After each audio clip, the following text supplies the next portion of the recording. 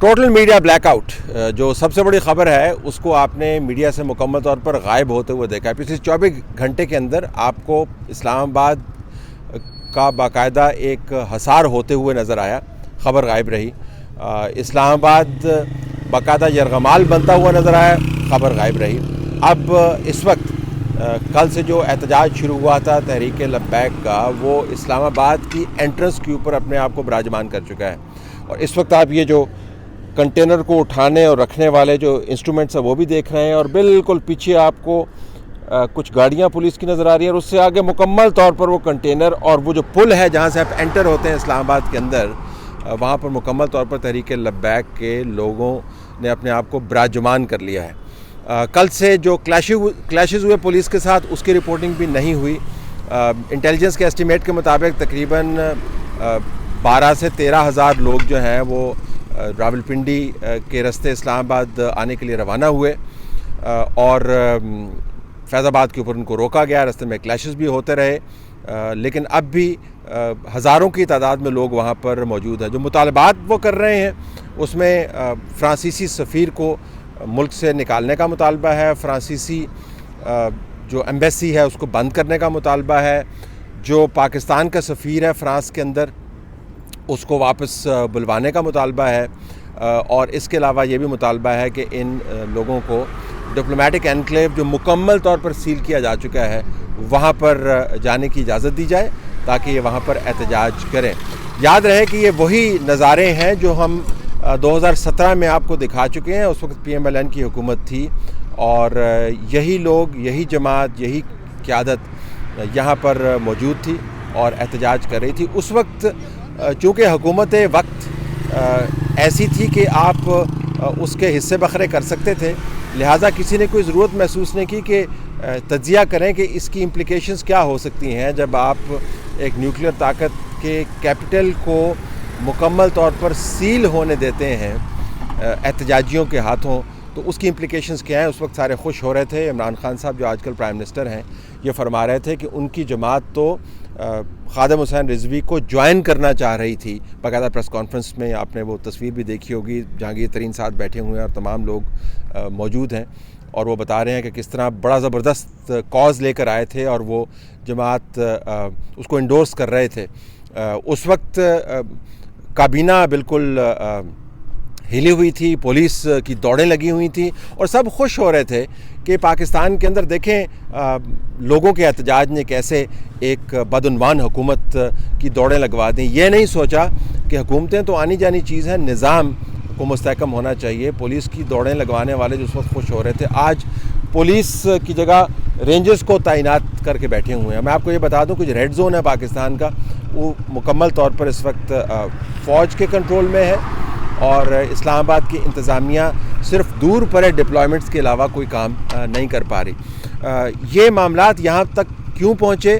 جب ہم نے تحقیق کی تو پتہ چلا کہ عثمان بزدار جو وسیم اکرم پلس بار بار دہرائے جا چکے ہیں عمران خان کے ہاتھوں, وہ ان کی ذمہ داری یہ لگائی گئی تھی کہ نہ صرف تحریک لبیک کے لوگوں کو پکڑیں, جو کہ بڑی تعداد میں پکڑے بھی گئے, لیکن وہ انٹیلیجنس بیسڈ آپریشنز کے اوپر پکڑے گئے, بلکہ ان کو کنونس کیا جائے کہ آپ پاکستان کے امیج کو بٹا نہ لگائیں, آپ احتجاج کریں, ایک دن احتجاج کر کے واپس چلے جائیں, اور ڈپلومیٹک انکلیو کا رخ نہ کریں.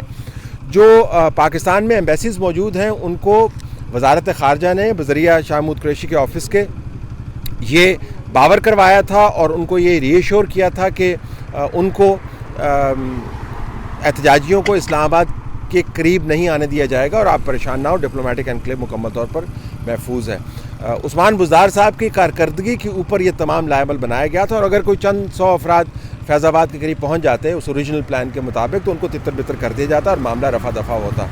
عثمان بزدار صاحب بہترین کارکردگی کا مظاہرہ کرتے ہوئے تمام لوگوں کے لیے دروازے کھولتے چلے گئے, اور وہ لوگ اب وہاں پر ہزاروں کی تعداد میں موجود ہیں اور براجمان ہیں. ایپکس کمیٹیز بنائی گئی تھیں, وہ ایپکس کمیٹیز جو ہیں وہ کارگر کیوں ثابت نہیں ہوئیں, اس کا جواب تو عثمان بزدار صاحب ہی دے سکتے ہیں. کل رات کو جب عثمان بزدار صاحب کی بیوروکریسی سے پوچھا گیا کہ بھائی آپ نے اپنا کام کیوں نہیں کیا, تو انہوں نے تمام کا تمام بال اپنے تمام تر ذمہ داری کا جو ٹوکرا ہے وہ اٹھا کے گیند سے بھرا ہوا عمران خان صاحب کے گھر پہ پھینک دیا اور کہا جی کہ ابھی اب اسلام آباد ہینڈل کرے گا اس کو. اسلام آباد کی طرف سے درخواست جو ہے وہ پنڈی اور اپارا گئی اور کہا گیا کہ پلیز اس صورتحال کو ڈیفیوز کریں، لیکن اتنے بڑے موب کے ساتھ آپ کیسے ڈیل کر سکتے ہیں؟ اور جب وہ نعرہ بھی ایسے لگا رہے ہوں جس کے اوپر آپ اعتراض بھی نہ کر پائیں، تمام لوگوں کے دل جو ہیں ان کیریکیچرز کی وجہ سے دکھے ہوئے ہیں۔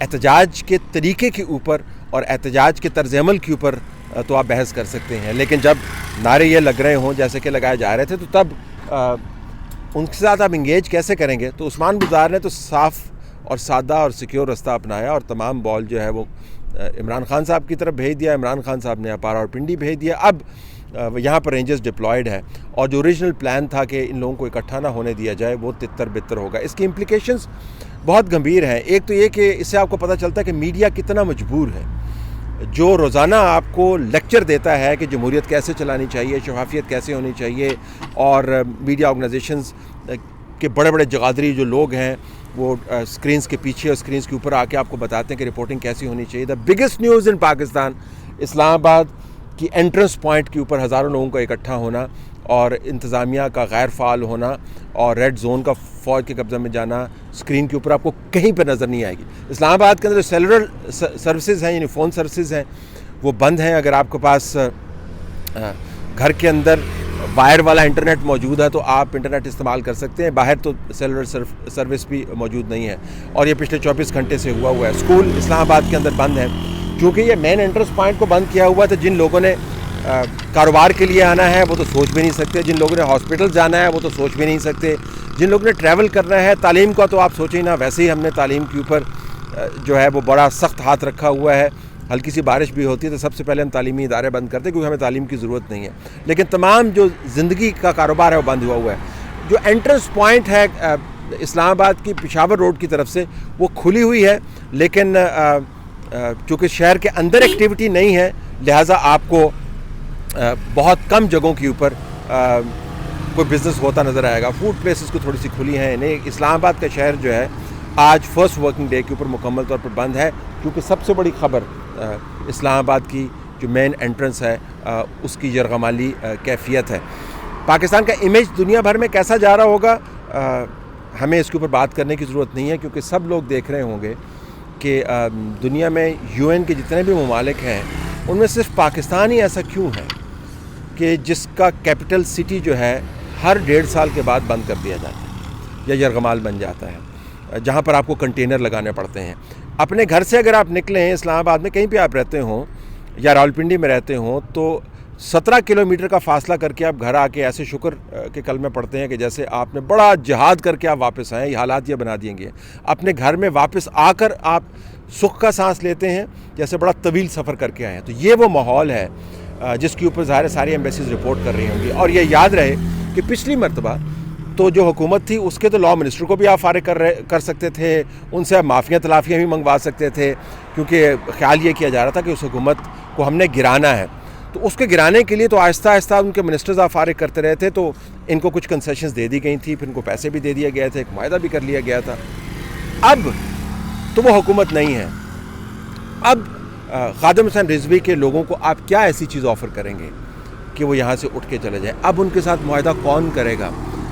کیا اب لا منسٹر کو ریزائن کرنا ہوگا؟ لا منسٹر تو ہے نہیں، تو پرائم منسٹر خود بھی لا منسٹر ہیں، تو وہ تو سارا ریزائن نہیں کریں گے، تو کیا ان کو اجازت دینی ہوگی؟ یہ وہاں پہ جائیں گے؟ رات کو شدید شیلنگ ہوئی، پولیس والوں سے جب میری یہاں پر بات ہوئی تو انہوں نے بتایا کہ ان کے لوگ ڈنڈوں کے ساتھ آ کے انہوں نے چیک پوسٹوں کے اوپر باقاعدہ حملے کیے اور لوگوں کو مار لگائی ہے۔ ان سے جب بات کریں تو وہ کہتے ہیں کہ جی پولیس ہم پر شیلنگ کرتی ہے، ہم تو احتجاج کرنے کے لیے ہیں، تو ہم ان کو ڈنڈے نہیں ماریں گے تو کیا کریں گے؟ شیلنگ بہت ہوئی ہے لیکن یہ لوگ ٹس سے مس نہیں ہوئے۔ جب ہم وہاں سے اندر کی طرف آ رہے تھے تو گاڑی کا تو آپ سوچے بھی نہ، آپ لا نہیں سکتے ہیں، موٹر سائیکل کے اوپر بھی بہت مشکل سے سائیکل کو آنے کی اجازت ہے، پیدل چلنے والے کی باقاعدہ تلاشی ہوتی ہے۔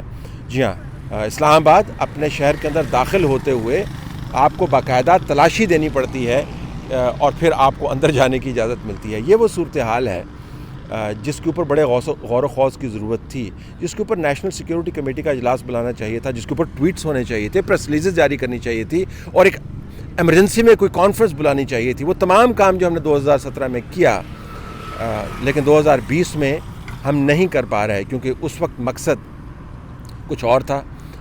اس احتجاج کے چھاتے کے نیچے آپ نے حکومت کو فارغ کرنا تھا.